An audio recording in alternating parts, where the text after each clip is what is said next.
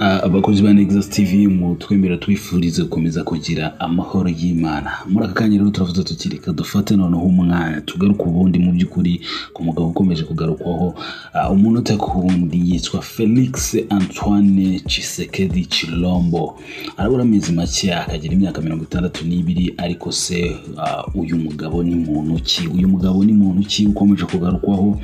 Umugabo umaze imyaka itari mikeya mu birebana na politike dore yuko yakuriye mu biganza n'ubundi byase ise w'umunyapolitike mu gihe cy'imyaka myinshi ariko waje kwitaba Imana yarakomeje kugerageza kuba president ariko nibibasha gukunda inzozi yarose zikarotorwa n'umuhungu wiwe ari we Felix Antoine Tshisekedi Tshilombo.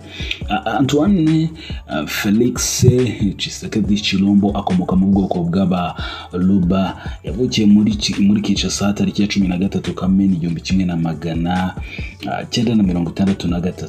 Nyina yitwa Marthe naho se yitwa Etienne Tshisekedi wabaye minisitiri w'intebe wa Repubulika Iharanira Demokarasi ya Kongo muri za 1990. Yakuze neza yakuriye neza mu murwa mukuru wa Repubulika Iharanira Demokarasi ya Kongo Kinshasa, ubwo se yashingaga ishyaka rya UDPS muri za 1980. Felix wari umaze kuba umukuru yagiye ajyana na se mu buhungiro mu byaro bya za Kasai.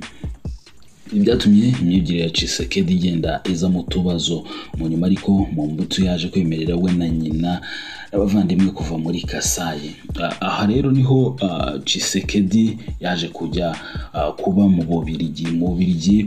Aha yari abayeho mu buzima busanzwe, ndetse umuntu yanavuga ko ari ubuzima bugoye, ashakisha agemurira abantu pizza, agakora amasuku kuko yari yaranze kuba umunyamuryango w'ibikorwa bya UDPS ishyaka rya se. Mu mwaka wa 2008 yaje kugirwa umunyamabanga w'ishyaka rya UDPS ushinzwe ububanyi n'amahanga. Mu Gushyingo 2011 yaje kuba umwe mu bagize inteko ishinga amategeko nk'umudepite.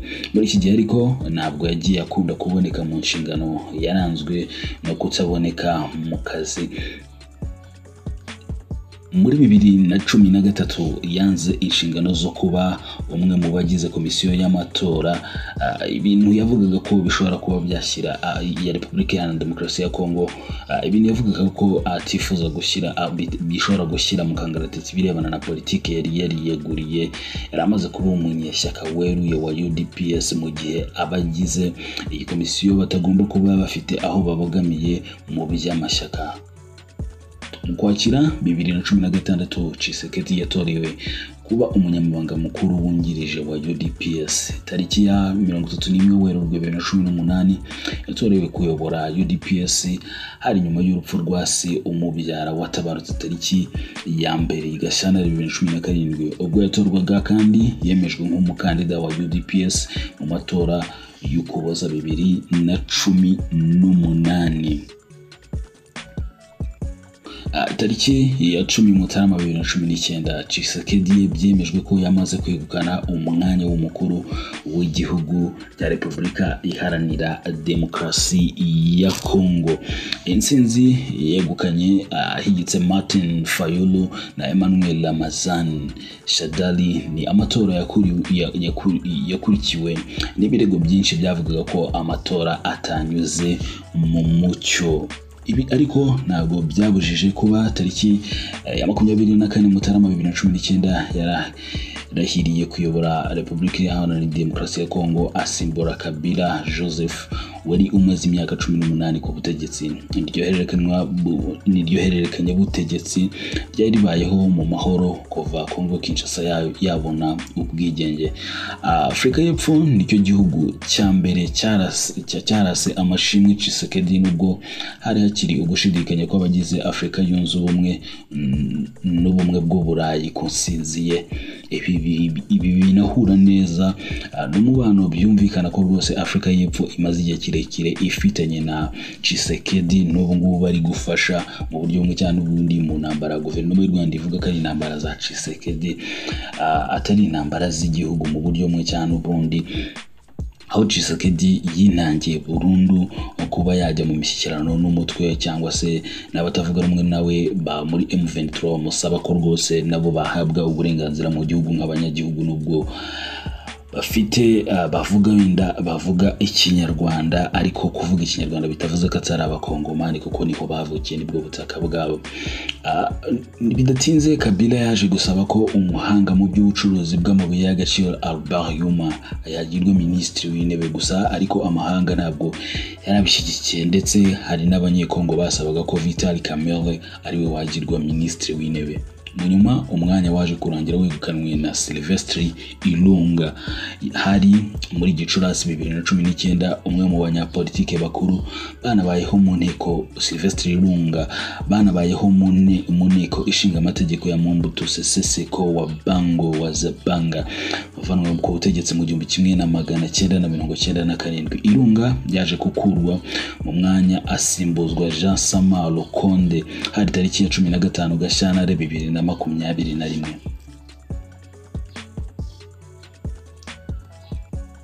Muri Mata 2021 Tshisekedi yatangiye kugenda yiyomora ku bantu ba Kabila yari yarasize muri guverinoma, maze Sama Lukonde agirwa minisitiri w'intebe ahita anashyiraho guverinoma nshya. Tshisekedi kandi yatangiye kunyura mu